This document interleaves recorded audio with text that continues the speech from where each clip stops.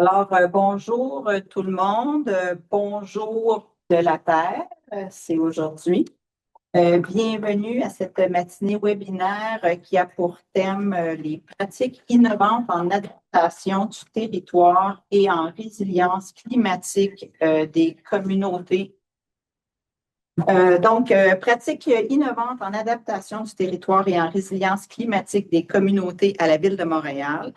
Il y a des personnes dans la salle et d'autres qui sont, je vous rappelle, les règles de bon fonctionnement, principalement pour les personnes en ligne, c'est-à-dire merci de couper vos micros et je vous indique aussi qu'il y aura une période de questions à la fin de la présentation. Mais pour les personnes en ligne, vous pouvez envoyer tout au long, en fait, de la présentation vos questions sur le chat. Le premier webinaire s'intitule Démarche participative pour le développement de mesures d'adaptation systémique. J'en profite aussi pour vous mentionner qu'après ce webinaire qui va être présenté, qui se termine à 11 heures, il y aura un autre webinaire sur le même thème qui portera cette fois sur la résilience climatique des communautés à la Ville de Montréal. Et exceptionnellement, pour les personnes en ligne, vous n'aurez pas besoin de vous déconnecter car le lien demeure le même là, pour les deux présentations. Je vais vous présenter les deux conférencières du premier webinaire et ensuite, je laisserai Louise se présenter. Donc, Sybille Zettel, qui est titulaire d'une maîtrise en environnement et développement durable avec une spécialisation en aménagement du territoire. Elle consacre ses efforts à promouvoir le bien commun en intégrant les enjeux d'adaptation au changement climatique et de résilience des communautés dans les pratiques urbaines. Son travail s'articule autour de la conception et de la mise en œuvre de projets favorisant la transition socio-écologique, la réduction des inégalités et le développement des milieux de vie durables. Et Liane Morin, qui est diplômée d'une maîtrise en urbanisme, œuvre au sein de l'arrondissement d'Annecy-Cartierville depuis 8 ans et cumule 15 années d'expérience en participation publique. Elle met au cœur de sa pratique l'implication citoyenne dans les décisions. Pour elle, l'ouverture de l'administration publique à cette participation est un levier essentiel pour assurer la réussite de la légitimité et la légitimité des projets. Donc, Louis, je te laisse la parole et ensuite, mesdames, je vous laisse la parole pour votre présentation. Bien, bonjour, merci de nous accueillir chez Ouranos. Ça fait plaisir de venir vous rendre visite. Et puis, je profite de la tribune ici aujourd'hui pour passer quelques nouvelles. Comme c'est le jour de la Terre, on en profite mettre en valeur des éléments qui vont certainement vous intéresser. Donc, moi, je suis chef de la division adaptation, résilience et mobilisation. Feu au bureau de la transition écologique et de la résilience. Donc, nous étions une équipe qui relevait de la direction générale jusqu'à vendredi dernier. Et il y a une réorganisation à la ville et depuis lundi, donc c'est tout nouveau, on appartient à la direction de la sécurité civile et de la continuité des affaires. Et 3 petits points de la résilience. Là, il va y avoir des changements d'acronymes qui vont s'intégrer éventuellement. On n'a pas l'acronyme officiel. Donc, ça, c'est une grosse nouvelle pour nous. D'une part, c'est une bonne chose de rapprocher la sécurité civile du volet de gestion des aléas climatiques. Donc, on le sait, la prévention pour éviter de se retrouver en sinistre, c'est absolument essentiel et ça fait partie du rôle de la sécurité civile. Maintenant, on y intègre l'adaptation et la résilience qui sont sur des spectres beaucoup plus lointains et structurants dans les horizons de temps, de très, très en amont jusqu'à en aval, s'assurer que toutes les choses vont continuer à bien aller. Donc, on va avoir un meilleur arrimage et j'imagine que ça va être au bénéfice des citoyens de Montréal qu'on va pouvoir travailler. Peut-être dans l'espoir d'avoir des plans intégrés, donc pas seulement des plans qui gèrent les urgences, mais bien des plans qui gèrent toute l'adaptation en amont. Fait que ça, c'est un gros changement organisationnel que je voulais vous partager. Parmi les autres nouvelles d'intérêt, quelques-uns d'entre vous étiez au sommet climat la semaine dernière et donc vous avez potentiellement entendu une nouvelle qui est d'intérêt pour Ouranos en particulier, c'est le renouvellement de l'entente qui lie la ville de Montréal avec Ouranos. Donc, j'ai le plaisir de vous confirmer que la décision a été adoptée en conseil municipal. Donc, l'annonce avait été faite suite à une décision du comité exécutif parce que pour des fins administratives, la décision était prise. Mais là, elle a passé aussi le sceau d'approbation de nos élus. Donc, Alain, il va falloir signer la convention. Tu vas recevoir tu vas recevoir un appel de notre part pour ce faire. Ça, c'est vraiment une bonne chose parce que ça veut dire que la Ville de Montréal croit à l'importance d'utiliser la science pour fonder ses décisions et les décisions de l'administration publique. Moi, étant une scientifique de formation, toujours à l'interface avec le milieu des décideurs, c'est quelque chose que je considère absolument essentiel. Puis j'ai vraiment une grande fierté, en fait, que toute mon équipe ait pu collaborer avec l'équipe d'Ouranos pour amener à ce renouvellement-là. Autre nouvelle d'intérêt qui est sortie au Sommet Climat la semaine dernière, c'est l'annonce d'une formation sur la construction résiliente aux inondations. Donc, la Ville de Montréal, à travers son groupe de travail stratégique avec l'industrie de l'assurance dommage, avons tendu la main au Collège UNSIC, à Architecture sans frontières Québec et à l'APCHQ, donc l'Association des professionnels en construction d'habitation du Québec, pour qu'on développe la toute première formation sur la construction résiliente aux inondations, qui va se baser sur le guide qu'Architecture sans frontières vient de publier, mais qui va être arrimé avec les besoins du Code de la construction qui sont vécus par les gens de la construction et qui vont être arrimés sur les besoins de la ville, que ce soit pour nos bureaux d'arrondissement, les émetteurs de permis, les inspecteurs, et qui vont être arrimés aussi avec les meilleures pratiques dans le monde pédagogique, parce que le Collège UNSIC forme des gens de la construction et de la rénovation et du génie civil depuis des années. Là. Donc, ça va être vraiment quelque chose d'intérêt qui va se déployer dans les prochains mois. On commence par les inondations. Éventuellement, on va voir venir tous les autres aléas. On va faire de la construction résiliente à tous les aléas. Donc, je ne veux pas voler davantage la vedette aux personnes qui sont conviées ici aujourd'hui. Je vous confie entre les mains de personnes qui sont très compétentes et qualifiées pour porter les sujets.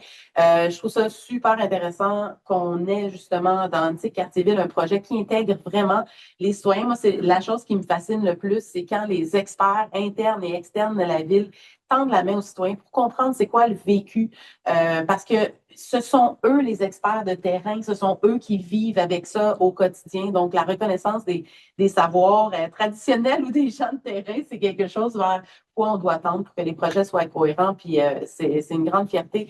La même chose du côté de la résilience des communautés, c'est absolument essentiel qu'on travaille avec tous les milieux, puis on commence à le faire, à structurer davantage ces approches-là. Et en rejoignant la sécurité civile, ça va être totalement cohérent de poursuivre sur cette lancée-là. Donc, merci beaucoup d'accueillir chaleureusement, j'imagine que c'est Sybille qui prend la parole en premier. Et bonjour, Barbara.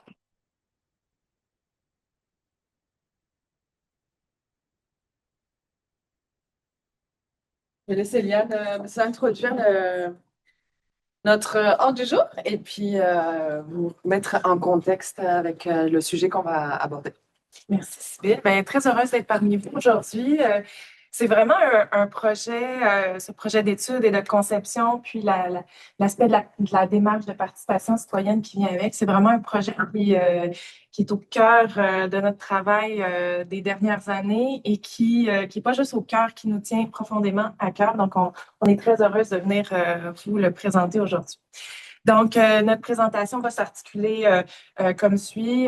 D'abord, une mise en contexte territorial, mais aussi du contexte social un peu d'un petit quartier-ville. Le projet en soi de projet d'études et de conception, la démarche participative, donc les activités qu'on a menées jusqu'à présent, puis celles peut-être à venir, les résultats à ce jour et puis enfin la suite. Donc oui, mise en contexte, j'imagine que vous êtes assez familier, là, mais je vous le représente tout de même. L'arrondissement d'Antique-Cartierville est situé tout au nord de l'île de Montréal. Vous voyez qu'il est assez long, cet arrondissement. Donc, on le retrouve là, d'est en ouest, on a 15 km de berge pour 135 000 personnes de population. Puis, c'est en fait, toute la section à l'ouest de l'arrondissement, plus l'espace, en fait, le quartier-ville, là, qui est sujet aux inondations récurrentes. Donc, quand je dis récurrente, puis vous les connaissez, là, les années les plus fortes là, en inondation dans les derniers 10 ans. Donc, on a eu 2017 qui était notre, disons, un réveil un peu rude. Les équipes des travaux publics puis de la sécurité civile ont été bien sûr déployées, mais je pense qu'on était un peu surpris à ce moment-là par cette crue qui était majeure. Donc, très rapidement, on s'est retrouvé avec des digues qui ont cédé, avec plusieurs résidences inondées, des gens évacués. Puis bon, évidemment, ces quartiers-là ne fait pas exception. Là. Il y a eu plusieurs autres arrondissements qui ont été touchés, plusieurs autres villes au Québec. 2017, ça a été une crue importante. Et puis, ben, si ça a été un peu on était surpris en 2017. Ben là, cette fois-ci, on était beaucoup mieux préparés. En 2019, on était beaucoup mieux préparés, mais surpris, disons, d'une récurrence aussi rapide de cette crue qui était censée être centenaire. Ma foi, 2 ans plus tard, on se retrouve avec de nouveau les mêmes hauteurs ou approximativement. Donc, cette fois-ci, en effet, les travaux publics, la sécurité civile, tout le monde met la main à la pâte et est plus outillé, plus expert de nos mesures temporaires de digues qu'on installe de sacs de sable. N'en reste que c'est pas parfait, hein, des mesures temporaires. Il y a toujours des risques avec ça. Puis aussi, on se rend compte, là, 2017, 2019, la récurrence, c'est une inquiétude accrue pour nos citoyens sur le terrain, mais c'est aussi pour les équipes, c'est essoufflant. Donc, d'avoir et puis le 2023, de nouveau, donc on n'a pas on n'a pas atteint la hauteur de 2017-2019, mais quand même, ça a beaucoup monté. Puis on a déployé, puis là, d'année en année, on développe de nouvelles expertises de mesures temporaires et là, de nouveaux outils, là, comme là, vous voyez à votre droite le muscle wall, mais tout ça, à chaque fois qu'on l'utilise une première fois, c'est à perfectionner, c'est à s'assurer qu'on n'a pas un bris, c'est des risques aussi. Puis, donc voilà, c'est aussi beaucoup d'efforts pour les équipes qui sont sur le terrain. En tout cas, la crue de 2019 puis la crue de 2023, ce sont des crues qui ont été longues en termes de déploiement des mesures temporaires sur le terrain. C'est des heures supplémentaires et des heures d'inquiétude pour les citoyens sur le terrain. Ça reste que cette récurrence rapprochée, oui, nous a permis en quelque sorte de développer une expertise sur les mesures temporaires, mais aussi, ça nous a permis de développer notre connexion avec les citoyens davantage, parce que eux aussi le voient, là, en fait. Les mesures temporaires, ça a ses limites. Ça a ses limites en termes de temps que l'arrondissement, la sécurité civile peut y contribuer, de présence sur le terrain 24 heures sur 24, de stress pour les citoyens qui ont peur qu'une digue cède. Donc, ça nous a permis ces différents constats-là et ça nous a permis de les partager ensemble avec les citoyens, d'apprendre à se connaître, de comprendre c'est quoi leurs attentes aussi sur le terrain, puis de développer un lien de confiance au fur et à mesure à travers différentes rencontres d'information. On s'est bien aussi rendu compte que les gens souhaitaient en apprendre davantage sur comment on se prépare, qu'est-ce qu'on peut faire aussi de manière permanente. Donc, effectivement, vous comprenez que le besoin qu'il y a de penser à des mesures plus permanentes qui permettent de réduire le besoin d'intervention d'urgence. Donc, dès 2021, ce qu'on a eu comme rôle avec le Bureau de la transition écologique et de la résilience, c'était de voir comment développer des pratiques plus résilientes pour faire face à la problématique. Et c'est vrai qu'au début, ce qui était pas mal identifié, puis ce qui a été testé, puis quand même éprouvé, avec notamment ces exemples-là, c'est qu'effectivement, si des digues sont montées permanentes, ben oui, c'est sûr qu'on arrive à réduire le problème de façon drastique. Mais ce qui se passe quand même avec le retour sur expérience d'autres endroits, c'est que les digues peuvent quand même créer des faux sentiments de sécurité et qu'elles ne sont pas toujours 100% efficaces. Puis, ce que ça entraîne, encore une fois, l'utilisation des digues permanentes, c'est effectivement cette façon de vivre avec la rivière de façon séparée. Finalement, on se sent, bon, ben, OK, on est en sécurité, on est derrière une rivière, on n'a rien à faire de plus si on veut pour s'adapter. Et donc, ce qu'on a voulu, c'est de faire avec notre équipe et puis avec Yann et puis l'équipe de l'arrondissement, c'est de trouver des façons de voir qu'est-ce qui se faisait comme autre pratique pour développer des mesures qui vont faire en sorte qu'on va mieux cohabiter socialement et physiquement avec la rivière, avec l'eau, et de faire en sorte que même s'il y a besoin de digues à certains endroits, mais qu'il y ait d'autres mesures qui soient mises quand même en place en arrière de ces digues-là pour faire en sorte que s'il y a une défaillance, ben, que les citoyens soient quand même prêts et puis outillés pour faire face à d'éventuelles inondations. Puis aussi, ce qui se passait avec cette évolution, parce que quand on a commencé les travaux, ben, il y avait déjà plein d'autres travaux qui se mettaient en place au niveau du ministère, avec Architecture sans frontières Québec, avec la CMM, donc la Communauté métropolitaine de Montréal, etc., qui fait en sorte qu'il y a eu des évolutions réglementaires, des évolutions au niveau des subventions, etc. Et puis les digues, c'est sûr que ce n'est pas une pratique qui est non plus recommandée au niveau réglementaire, puis promue, on va dire.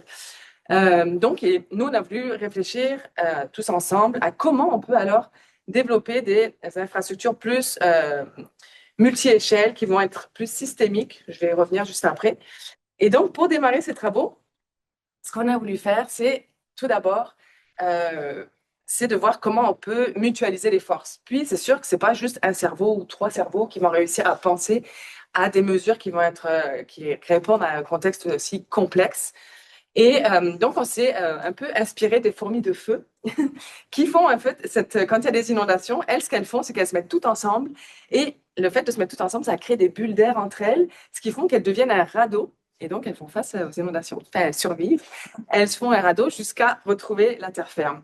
Donc, on a fait la même chose, c'est-à-dire que on a regroupé une vingtaine d'experts internes et externes à la ville pour aller sonder vraiment une revue de qu'est-ce qui est fait comme pratique, qu'est-ce qui fonctionne moins, à quoi il faut faire attention.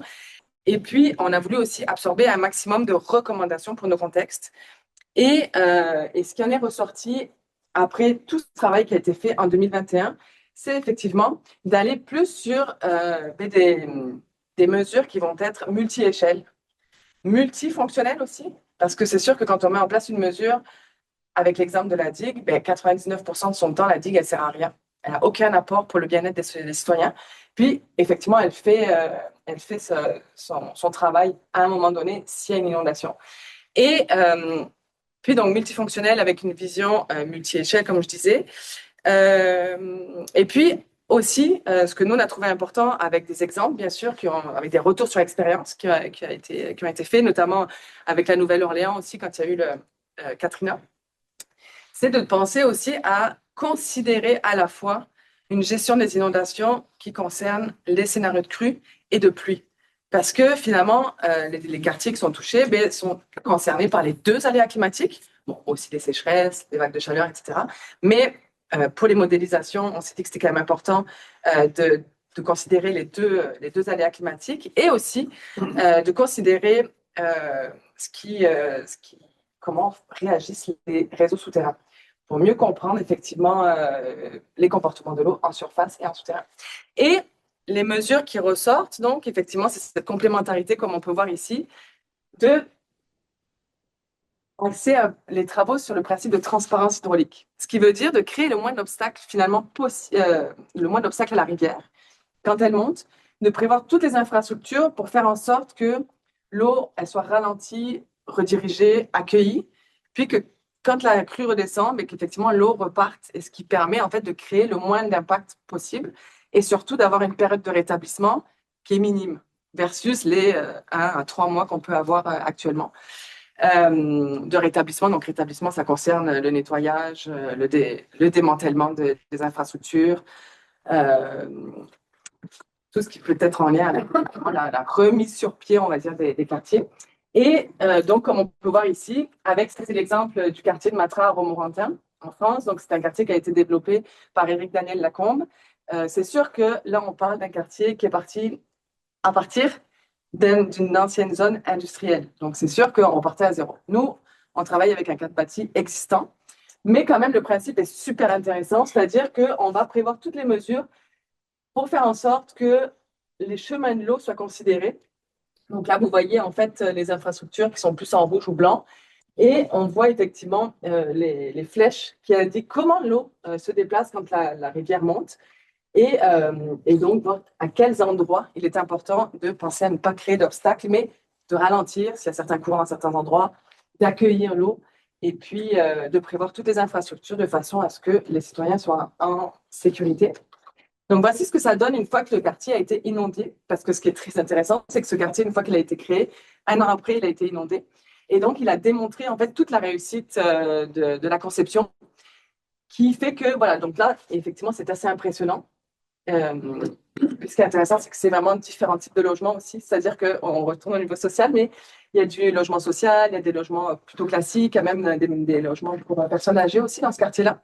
Et donc, comme vous pouvez voir, en fait, c'est que comme il y a des éléments d'infrastructure qui ont été pensés de façon à être au-dessus de l'eau quand il y a les crues, avec un seuil de sécurité, mais les gens peuvent continuer à se déplacer et se mettre en sécurité dans les quartiers. Et ce qui est intéressant, c'est que aussi il y a des vecteurs visuels qui permettent d'indiquer aux citoyens aussi à quel moment il faut évacuer certaines zones du quartier, à quel moment ils sont en sécurité, etc. Et donc, après cette crue, il n'y a eu aucun impact sur les habitations et seulement 2 jours de rétablissement qui a demandé juste un peu de nettoyage avec les pompiers et puis les citoyens. Donc, on est parti de cette base-là après tout notre travail de recenser les mesures qui sont à favoriser. Puis, ce que ça démontre aussi, c'est à quel point le génie civil est aussi important que le génie végétal ou écologique. Parce que, effectivement, c'est cette complémentarité qui fait que les quartiers sont plus résilients. Puis, c'est en plus bénéfique aussi pour les autres aléas climatiques comme les vagues de chaleur, les sécheresses, etc. Donc, c'est sûr que nous, on part dans le cadre bâti existant avec des divergences profondes, dans le sens où, voilà, on veut arriver à ce type de résultat avec effectivement des bâtiments adaptés. Là, donc, vous voyez, en fait, les bâtiments sont en hauteur, puis avec des zones ouvertes qui sont utilisées soit pour des stationnements, soit pour des espaces de jeu, mais qui fait que quand c'est inondé, il n'y a aucun impact. Avec les habitations au-dessus, donc des infrastructures naturelles. Mais là, notre réalité, c'est effectivement un cadre bâti existant, comme je disais tout à l'heure, et des interventions qui sont pour l'instant temporaires, avec de grosses interventions humaines. Et aussi la volonté des citoyens, mais effectivement, comme je disais tout à l'heure, ce qui a fait ses preuves et qui est quand même rassurant pour les gens qui y vivent, ce qui est normal, c'est on voit qu'effectivement, en mettant des digues, ben, ça permet de réduire drastiquement la problématique quand même. Donc, on part de ça. Puis nous, effectivement, comme Yann disait tout à l'heure, ce qui est très important pour nous, c'est d'obtenir un travail commun avec les citoyens pour faire en sorte qu'on va tous dans le même sens et que tout le monde soit en accord avec ce qui s'est fait. Donc, en 2022 ou 2021-2022, en tout cas, à la fin des travaux, les premiers travaux qu'on a fait avec Liane puis son équipe, on s'est dit, ben, OK, allons chercher des subventions cette fois-ci pour aller plus loin et puis monter concrètement un projet d'études et de conception. Donc, le projet d'études et de conception, on a pu obtenir un financement de la part du ministère des Affaires municipales et de l'Habitation, qui finance donc à 75% le projet d'études et de conception. Et puis, donc, l'idée, à travers ces travaux-là qu'on a démarrés, c'est de mieux comprendre donc, le comportement, comme je disais tout à l'heure, de la rivière et des pluies. Donc, voir comment l'eau chemine en surface et en souterrain pour mieux identifier quels sont les enjeux puis les opportunités d'aménagement. Et ensuite, de co-concevoir donc ensemble des mesures d'adaptation systémique. Donc, toujours les mêmes personnes qu'on a intégrées depuis 2021, des partenaires multidisciplinaires. On les a maintenus dans ces travaux. Puis là, à partir de là, on a intégré aussi des citoyens.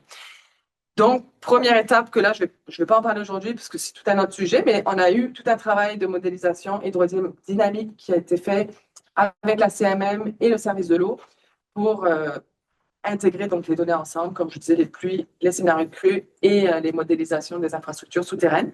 Et le gros axe de travail aussi en parallèle, c'est effectivement la démarche participative qu'on vous présente aujourd'hui. Donc ça, c'est les secteurs sur lesquels on intervient.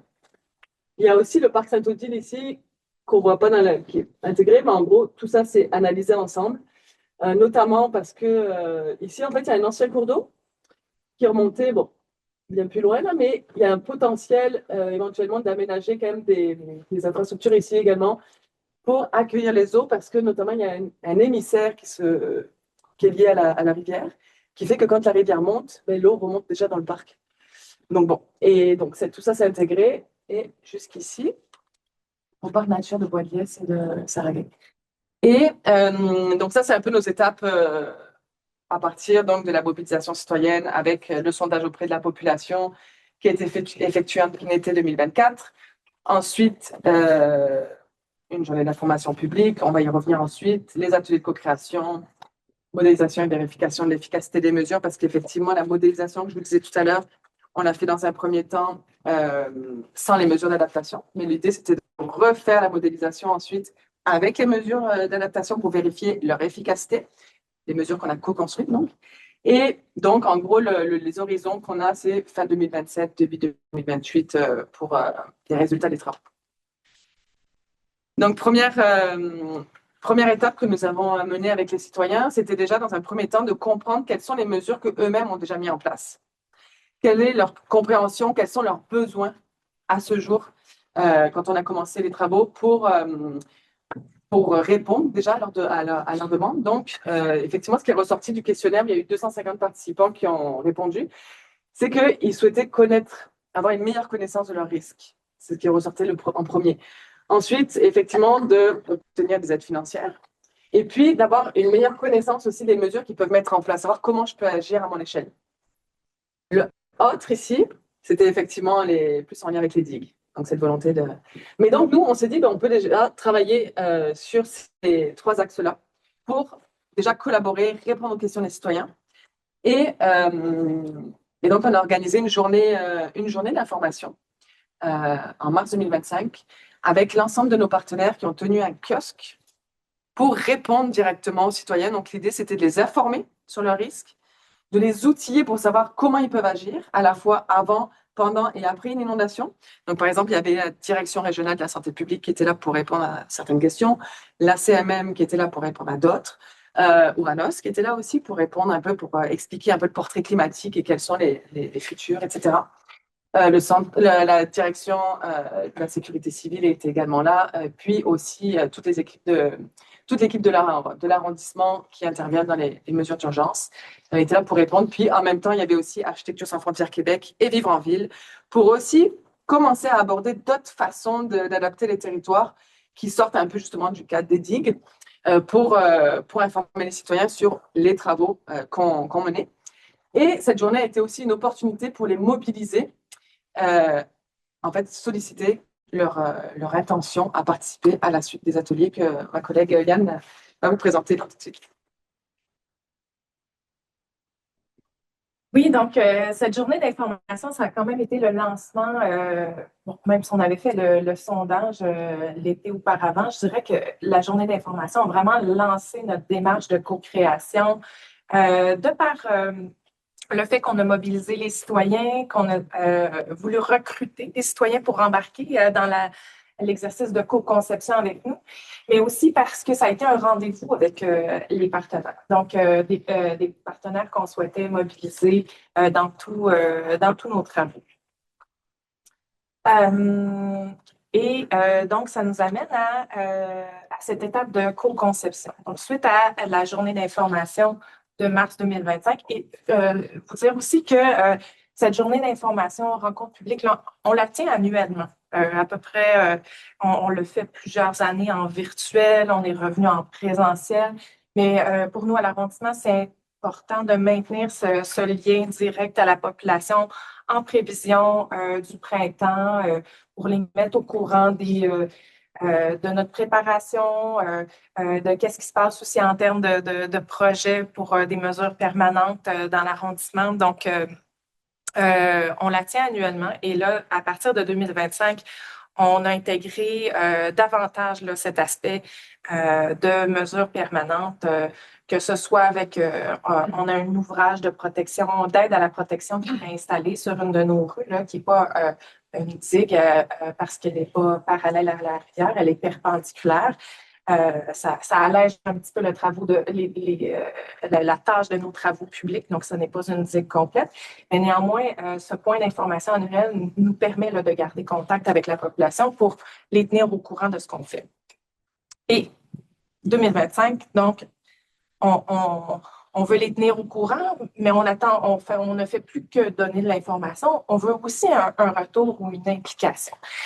Et à la journée d'information, on a fait un appel à candidature de gens qui souhaitaient s'impliquer pour des ateliers de co-conception de mesures d'adaptation. On a recueilli une quinzaine de candidatures. Il faut savoir que c'était quand même, c'est une démarche qui demandait l'implication de 2 journées complètes de manière bénévole. Donc, évidemment, on ne s'attendait pas à ce que tout le monde puisse y participer. Un autre des critères qu'on avait sélectionné, c'était le fait d'avoir vécu déjà au moins une inondation. Donc, ça nous permettait d'avoir un retour d'information au terrain sur comment eux, ils avaient vécu ces épisodes-là. Et puis, on souhaitait aussi avoir une représentativité des différents secteurs qui sont touchés par les inondations parce qu'ils ne le sont pas tous de la même manière. L'eau ne monte pas de la même façon, le cadre bâti est différent. Donc, c'était important pour nous d'avoir des participants qui venaient de chacun des secteurs touchés. On n'a pas réussi à avoir les 4 secteurs. On a eu 3 des 4 secteurs les plus touchés. Il y en a un où les gens sont un peu moins mobilisés. C'était un peu plus difficile là, de les avoir au rendez-vous. Néanmoins, ils ont été présents. On a recruté 8 citoyens qui ont pris part à nos ateliers de co-conception. Et la première des 2 journées, en fait, elle portait sur l'identification des enjeux et opportunités du terrain. Notre première étape, ça a été d'aller sur le terrain. Et donc, on était en période de crue aussi. Donc, l'année dernière, ça n'a pas été une très grosse crue, mais quand même suffisante pour qu'on ait quelques mesures temporaires sur le terrain. Donc, oui. Donc, le fait qu'il y ait des ouvrages temporaires, ça a aussi quand même pu mettre un peu les gens. Bon, nos citoyens n'étaient pas trop inquiets, ils ont quand même pu bien participer, mais d'un autre côté, ça a mis les gens dans l'ambiance de ce que c'est que de vivre l'eau qui monte, parce qu'elle était très proche. L'autre chose, tu sais, dans ces ateliers de co-conception, oui, on avait 8 citoyens, mais on avait pas loin d'une vingtaine d'experts qui venaient de différents horizons. Il y avait des experts de la ville à l'interne, de différents services de l'eau, services de l'urbanisme. Il y avait des gens, évidemment, de l'arrondissement. Mais il y avait aussi des gens des grands parcs. On a vraiment été chercher plusieurs services, mais il y avait aussi des gens de l'externe. Donc, il y avait la communauté métropolitaine de Montréal. Mais on a gardé, en fait, on a essayé de garder le plus possible là, les acteurs qui étaient présents à notre journée d'information, qui ont pu contribuer aussi à la réflexion, que ce soit Architecture sans frontières Québec, Vivre en ville. J'en oublie certainement, mais au total, on était 20-25 experts présents cette journée. Et notre premier geste, ça a été d'aller sur le terrain. Donc, on a pris un autobus jaune, on est parti à l'aventure, on a visité chacun des 4 secteurs qui sont touchés par les crues. Et on a mis au centre de cette visite terrain l'expertise citoyenne. Et ça, je pense que ça a été un élément clé dans la réussite de notre co-création parce que ça peut être intimidant pour des citoyens d'arriver dans une salle, de s'asseoir à la table avec 8 experts, un hydrologue, un architecte du paysage, des gens qui œuvrent, qui sont des professionnels de tous les jours dans ces domaines, dans des domaines d'expertise fine, alors que les citoyens, eux, en fait, ils arrivent avec leur connaissance du terrain. Mais c'est ça, arriver, s'asseoir à une table, commencer à discuter avec des experts, ça peut être très intimidant. Le fait d'aller sur le terrain, ils ont pris la parole de manière très naturelle, nous expliquer comment l'eau est arrivée, comment elle a monté, quels ont été les dommages, quelles ont été les mesures temporaires, où elles étaient installées. Donc, on a été capable vraiment d'aller chercher de l'input. Ça a donné de la sensibilité aussi à nos experts, à nos professionnels qui étaient présents. C'est pas juste une ligne sur une carte, hein, une inondation, c'est des gens qui la vivent. Je dirais que cette matinée terrain a été beaucoup plus que simplement d'aller voir la rivière monter puis les secteurs touchés. Ça a amené aussi une certaine à donner, je dirais, de la confiance à nos citoyens pour bien participer à la démarche. Par la suite, donc en après-midi, là, on est retourné cette fois-ci en salle et on a fait un atelier où on souhaitait que les gens soulèvent tous les enjeux et toutes les opportunités que les 4 différents territoires renfermaient. Donc, ils étaient par secteur. Et puis, on s'est assuré que tout le monde a tourné et touché à tous les secteurs pour qu'on ait finalement le plus d'informations possibles en termes d'enjeux et d'opportunités. Évidemment, sauf les citoyens qui restaient à leur table de leur contexte et qui étaient capables de nourrir tous les professionnels qui arrivaient. Donc, voilà pour la première journée. On avait aussi une petite présentation d'informations où notre collègue là, de la CMM, Pierre Dupuis, hydrologue, qui a pu nous parler un peu de comment, en fait, du comportement de la rivière, comment elle monte, le rôle d'Hydro-Québec aussi en amont, qui est parfois perçu comme étant très important par les citoyens, alors que ce n'est pas nécessairement toujours le cas. Puis, on avait aussi Architecture sans frontières Québec, puis Vivre en ville, qui a présenté un petit peu d'informations de contexte pour cet après-midi-là. Donc là, on a pris toute cette information qui était très, très riche. On l'a rendue en des fiches là, que vous avez vues juste précédemment. Là. Ça a été notre compte-rendu de la première journée qui était envoyée à chacun des participants. Donc, pour chacun des secteurs, là, celui-là, vous voyez, c'est l'avenue du Ruisseau. On avait notre fiche résumée qui a nourri la deuxième journée, qui était cette fois-ci de la co-conception des mesures. Donc, on a demandé aux participants de réfléchir à 3 scénarios de mesures d'adaptation. Dans un scénario, on pouvait avoir, évidemment, en fait, pas on pouvait, on souhaitait avoir plus d'une mesure. Comme Sybille vous l'a expliqué tout à l'heure, on parle de mesures multi-échelles d'adaptation systémique. Donc, on ne veut pas nécessairement une réponse unique.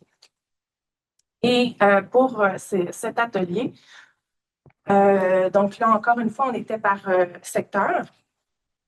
Et les 3 scénarios, donc on avait, puis je dirais que les scénarios, c'était plus comment dire, pas une, c'est une façon de travailler pour que les gens se sentent bien à l'aise d'aller explorer des zones avec lesquelles habituellement ils seraient moins à l'aise. Donc, on avait un scénario qui était de renaturalisation totale. On avait un scénario qui, à l'autre extrême, qui était de maintenir le plus possible les actifs. Et puis, on avait un scénario mitoyen, donc hybride entre les deux. Et puis, en 3 temps, les gens ont développé ces scénarios. Donc, en forçant un petit peu cette gymnastique intellectuelle de dire, OK, on imagine, c'est pas exactement ça qu'on va faire, mais c'est qu'on s'imagine renaturaliser dans ce secteur-là. Comment on s'y prend? On s'imagine essayer de garder tous les actifs. Comment on s'y prend? Puis si on se dit maintenant qu'on a fait cette gymnastique intellectuelle d'aller piger d'un bord et l'autre, qu'est-ce qui serait un scénario hybride? Et ça a mis des discussions sur la table qui sont peut-être inconfortables, je dirais, comme celle du rachat de propriété. Si on parle entre experts de rachat de propriété, encore une fois, ça peut manquer de sensibilité. Là, on est à la table avec des citoyens dont les bâtiments sont concernés. C'est leur maison, c'est leur lieu de résidence. Évidemment que ce ne sont pas des sujets qu'on aborde à la légère. Et surprenamment, en fait, ce n'est pas tout le monde qui réagissait de la même manière, évidemment. Mais surprenamment, il y en a plusieurs qui se sont montrés ouverts au scénario, par exemple, de rachat de propriété. Et puis, ils nous expliquaient davantage leur point de vue. Ben, moi, je ne suis pas nécessairement contre, tu sais, mais il faut que ce soit avec une valeur juste. Le contexte actuel n'est pas nécessairement le bon quand on parle de rachat de maison. Ceci dit, ce n'était pas partagé, c'était pas l'opinion de tous les citoyens, mais c'est pour dire que parfois, on peut avoir une peur d'aborder un certain sujet, mais si c'est fait dans le bon cadre, puis si c'est fait avec sensibilité, c'est possible de le faire. Donc voilà pour les ateliers de co-création. Je vais laisser poursuivre Sybille sur notre objectif finalement avec ce qu'on a fait pour cette co-création, vers quoi ce vers quoi on veut se diriger là, comme résultat. Parce qu'on n'a pas de résultat encore pour vous, là, proprement dit.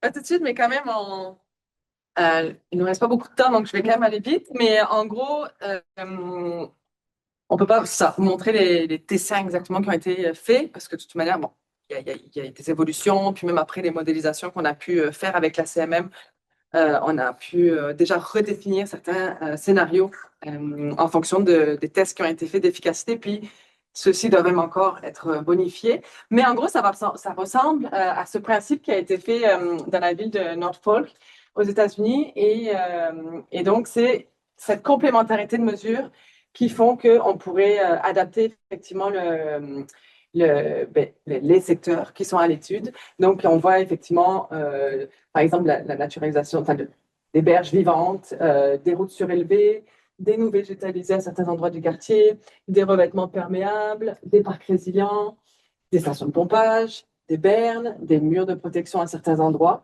Donc, vous voyez, c'est vraiment cette complémentarité de mesures qui est ciblée à travers nos travaux. Et donc, ce qui est ressorti pas mal une fois qu'on a remodélisé avec la CMM les comportements de l'eau, avec cette fois-ci les mesures qui ont été dessinées. Mais c'est sûr que finalement, toutes les mesures qui ont été identifiées, chaque scénario peut être efficace. Ça dépend tout simplement de la façon dont il va être conçu. Donc, tu sais, tu peux le rendre efficace, répondre à la problématique. Mais du coup, on s'est dit, ben, OK, quand on a fait un retour sur tout ça, on a dit, bon, mais avec Yann, puis Cédric aussi, et puis Nicolas à l'arrondissement et Gilles Côté, bon, toute l'équipe, on s'est dit, ben, OK, mais qu'est-ce qu'on devrait aller chercher pour aider la prise de décision? Qu'est-ce qu'on va apporter avec nos scénarios pour dire lequel sera meilleur qu'un autre ou comment on devrait les recombiner, les retravailler pour qu'ils soient meilleurs qu'un autre? Et donc, ce qu'on est en train de faire, c'est on est en train de développer un outil, mais on en est à la fin, avec l'équipe de l'ETS. Attendez. Oui, c'est ça. Avec l'équipe de l'ETS, donc, parce qu'il nous fallait un appui, puis on voulait avoir un spécialiste justement en ce qui est l'analyse multicritère, parce que nous, on n'avait aucune personne dans notre équipe qui le maîtrise directement. Mais on avait par contre toutes les idées. On a pu rédiger effectivement quel est le besoin, et donc la volonté qu'on a apportée, c'est d'avoir des indicateurs qui vont démontrer à quel point, oui, les mesures identifiées vont, oui, contribuer à la sécurité des personnes, oui, vont être à la fois économiques, mais pas seulement à court terme. On veut voir les économies à moyen et long terme. Aussi, à quel point une mesure plutôt qu'un autre aura des impacts positifs ou négatifs sur le bien-être et sur le bien commun à long terme. Donc, attends, ah oui, OK. Avec le TS, bon, je n'ai oublié, mais j'avance vite. Là, vous avez plus de détails qui appuient ce que je vous dis. Donc, effectivement, sécurité des personnes, on va parler de protection du cadre bâti, densité des ménages, donc combien de ménages sont concernés par les secteurs. L'accessibilité territoriale, ça veut dire à quel point la mesure va contribuer à ce que les bâtiments soient toujours accessibles en cas d'intervention d'urgence ou en cas même à ce que, dans le contexte où les citoyens voudraient évacuer les secteurs, etc. Sensibilité territoriale, c'est plus à quel point il y a des commerces, des services essentiels dans les secteurs. Donc, le bien commun, on va considérer ensuite donc, tout ce qui est bien fait sur le bien-être collectif, l'équité sociale et aussi tout ce qui est en lien avec les valeurs patrimoniales du bâti et archéologiques. D'autant plus quand on est dans les secteurs de rivière, c'est sûr qu'il y a une histoire qui est quand même à considérer puis qui peut être intéressante à revaloriser s'il y a des réaménagements qui sont faits. Ensuite, l'économie à moyen long terme. Donc là, on peut considérer vraiment à quel point une mesure va contribuer à la facilité d'opération et de maintenance, à quel point elle va être plus durable qu'une autre. Les impacts économiques directs et indirects, là, on parle aussi de tout ce qui est en lien avec les impacts sur les ressources humaines, notamment, par exemple, et d'autres indicateurs. Ensuite, les besoins d'intervention d'urgence, parce que, comme je disais au départ, l'objectif principal de ces travaux, dès le début, c'est de réduire les besoins d'intervention d'urgence et le délai de rétablissement. Ensuite, au niveau de la qualité environnementale, on veut voir aussi à quel point une mesure plutôt qu'une autre va avoir des impacts positifs ou négatifs sur tout le volet environnemental, à la fois sur l'empreinte carbone, la qualité de l'eau, l'empiètement ou au contraire la revalorisation de milieux humides, hydriques et sensibles, la connectivité des milieux naturels et puis à quel point on va contribuer à redonner des espaces de liberté à l'eau. Ben, pour terminer, comme vous voyez, c'est encore en cours, hein. C'est de longue haleine, ce projet. Donc, cette année, de nouveau, on rencontre les citoyens pour une rencontre publique le 31 mars dernier. On a voulu les introduire à notre projet d'études multicritères. Ça se vulgarise pas comme ça, hein. C'était quand même du travail, mais les citoyens sont à la fois curieux et je dirais qu'on a développé ce lien de confiance. Il faut le maintenir, il faut le garder. Il y a toujours des risques, hein, aussi. Puis dès qu'il y a une inondation cette année, on est vraiment à cran. C'est pas évident. Et puis, on peut perdre leur confiance comme ça sur le terrain. Donc, c'est toujours à entretenir. Puis, cette rencontre publique là nous a permis de parler de l'analyse multicritère qui est en cours et aussi de leur demander aussi. On a également reçu de l'input, à savoir pour eux, là, parmi les grands objectifs qui sont présentés entre la sécurité des personnes, le bien-être collectif, les qualités environnementales, l'économie à moyen long terme. Pour eux, qu'est-ce qui est le plus important? Qu'est-ce qui devrait peser le plus dans la balance de la décision? Donc, on continue de recevoir leurs avis. Et rapidement, là, quelques retours et apprentissages, je dirais qu'ils sont encore valides pour ce qu'on est en train de faire en ce moment. C'est la première fois, en tout cas, que nous, à l'arrondissement, on faisait ça avec Sybille aussi. Faut pas minimiser, hein, le temps que ça prend qu'on fait des nouvelles choses, qu'on trace des chemins. C'est des ressources de temps à chacune des étapes qu'on doit franchir qui sont quand même nécessaires. Ceci dit, ça en vaut la peine, hein, mais il faut pas oublier cet élément-là. Il faut faire preuve de flexibilité. On ne peut pas partir avec une démarche écrite là, à l'avance jour 1. En 2023, quand on a soumis notre demande de subvention, là, on a réajusté la démarche à de multiples reprises pour en arriver là où on en est aujourd'hui. Il faut faire preuve de transparence dans notre posture. Ça, c'est pas toujours facile, hein, pour la ville de Montréal. C'est de dire, c'est une première pour nous, hein. On n'a pas toutes les réponses. On s'engage là-dedans avec beaucoup d'humilité, puis on n'a pas toutes les réponses et c'est correct, en fait. On va essayer de les trouver ensemble. Donc ça, c'est très important, cette posture. Puis, pas craindre l'implication des citoyens et citoyennes. Au contraire, en fait, plus on avance, plus on sent le sentiment de confiance qui se bâtit. Puis ça, c'est hyper précieux pour notre démarche. Puis je pense pour la suite des choses, quand on va en arriver à des mesures concrètes à implanter sur le territoire, je crois que cette confiance, c'est l'élément clé. Donc, voilà.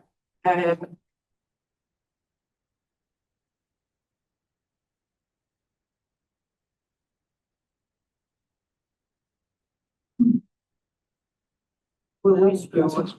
Ça nous donne du temps un peu pour quelques questions. Est-ce qu'il y aurait des questions dans la salle? Vas-y, Alain. En plus, c'est mon quartier qui est vite pensé pas loin avec. En tout cas,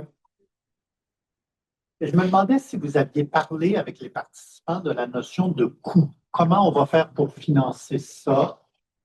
Parce que j'ai toujours un peu j'imagine que la plupart des gens pensent que ça doit être leur taxe municipale, tout ça. Mais je me demandais s'il n'y avait pas là, je lance une idée là, pour, tu sais, quand on a implanté les stations du REM, on a pris un concept d'emprise sur les taxes foncières pour tout ce qui était construit. Là, je me disais, est-ce qu'il y en a qui ont lancé ce genre d'idée-là en disant, ben, c'est vrai que c'est illégitime de voir l'ensemble des Montréalais payer pour un. Je ne sais pas si les gens disent ça vraiment, mais on pourrait imaginer un système d'empreinte sur les taxes foncières pour pouvoir financer les actions. Là, mais je me demandais si les gens avaient eu l'ouverture d'esprit d'eux-mêmes reconnaître que ça va coûter de l'argent faire tout ça, qu'il faudrait qu'ils payent une partie ou pas. Oui, c'est une bonne question. Déjà, en partant, ce projet d'étude et de conception, si ça avait été juste de l'arrondissement, c'est un énorme montant. Alors, on a été chercher une subvention du gouvernement pour le réaliser. Donc, on le dit bien sûr à nos citoyens quand on leur en parle, parce que c'est quand même, ça aurait été une énorme dépense pour l'arrondissement à assumer seul, donc leurs taxes seuls. Même si on prend une poche, c'est une autre poche, là, le gouvernement, c'est aussi leurs impôts à quelque part. Mais je dirais que pour l'atelier de co-conception, on a essayé de ne pas se mettre les barrières de coût pour l'instant. On a voulu qu'ils explorent le plus librement possible toutes les éventualités pour le territoire. C'était vraiment dans une optique de faire sortir le champ des possibles en matière de mesures sur le territoire. Là, ben, avec l'analyse multicritère, par exemple, on touche un petit peu à l'aspect économie moyen et long terme, mais ce sont des coûts globaux qu'on regarde. On ne regarde pas d'où vient l'argent encore. Donc, on est vraiment on est encore un peu en amont. Je ne sais pas si tu veux compléter. Mais on a quand même des pistes. Après, comme je disais tout à l'heure, il y a quand même beaucoup de travaux qui se mènent et qui sont en construction avec le ministère, avec plusieurs partenaires. Donc, on sait qu'il y a des bonifications. Notamment, il y a une annonce qui qui démontre que le ministère de MELCCFP s'investit. Là, ils viennent d'annoncer 145 millions de dollars pour bonifier le programme Réno Climat, pour le volet adaptation. Donc, parce que comme effectivement, notre démarche vise à la fois l'échelle du bâtiment, l'échelle des rues, l'échelle des parcs, des quartiers. C'est sûr que les subventions peuvent venir de plusieurs endroits. Donc, nous, c'est ça l'idée, c'est de voir aussi, d'être à l'affût, puis de collaborer. On collabore beaucoup avec des partenaires pour démontrer aussi les besoins. Parce que là, on parle d'adaptation des bâtiments, mais comme Eliane disait tout à l'heure, si, imaginons, il y a du rachat de propriété, mais là aussi, quel type de subvention pourrait permettre à la municipalité d'aller de l'avant, etc., etc. Mais ce qui est intéressant au niveau des coûts, donc tout ça pour dire que voilà, on chemine quand même, et l'idée, c'est d'outiller les citoyens. Après, pour les prochaines étapes, de nous trouver des subventions à la ville pour mettre en place des mesures, mais aussi trouver des façons de mieux outiller les citoyens pour qu'eux puissent agir à l'échelle de leur bâtiment. Et en parallèle, il y a l'équipe aussi qui collabore beaucoup avec nous depuis le début de ces travaux à la direction de la sécurité civile qui travaille sur le projet Mérige, en collaboration aussi avec le ministère de la Santé publique, avec le MAMACH également, et la CMM, pour pouvoir quantifier,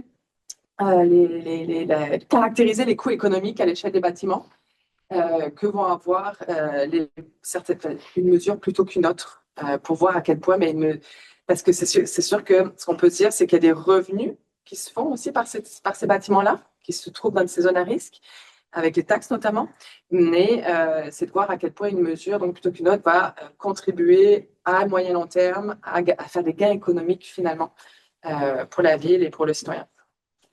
Bon, peut-être juste une dernière information. On a quand même calculé, 2017-2019, ça a coûté combien à la ville aussi, les interventions d'urgence sur le terrain, autant en termes de matériel que d'heures. Ce sont des données qu'on a, puis qui vont être aussi pris en considération là, pour l'analyse multicritère. En ligne, en fait, j'ai un commentaire qui nous dit je vous recommande fortement de considérer les travaux de la RUP. Peut-être que vous êtes déjà en lien avec eux, la firme RUP. En la matière, bon, ils ont une expertise mondiale extraordinaire. Donc, probablement que ça peut être intéressant à aller voir. Sinon, une autre question qui tourne autour de l'intégration du volet changement climatique dans la démarche. Il y a l'atelier où Ranos était là, présenté portrait climatique et tout ça, mais outre ça, comment le volet changement climatique est intégré? Donc, c'est la question. Mais c'est considéré plus à travers la méthodologie de modélisation de la CMM qui considère pardon, les aléas climatiques futurs aussi.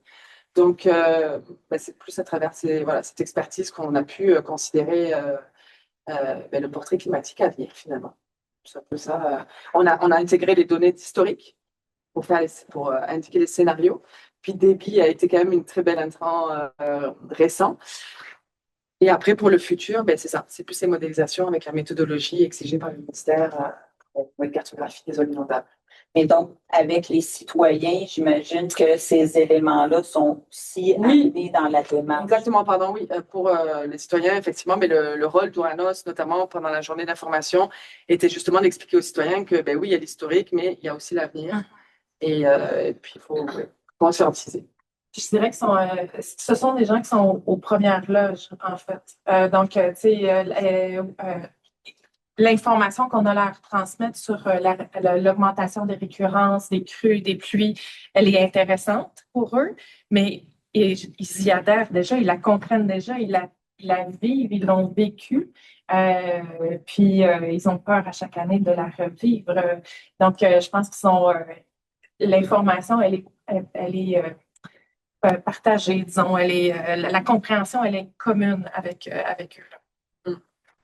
Merci beaucoup. Merci.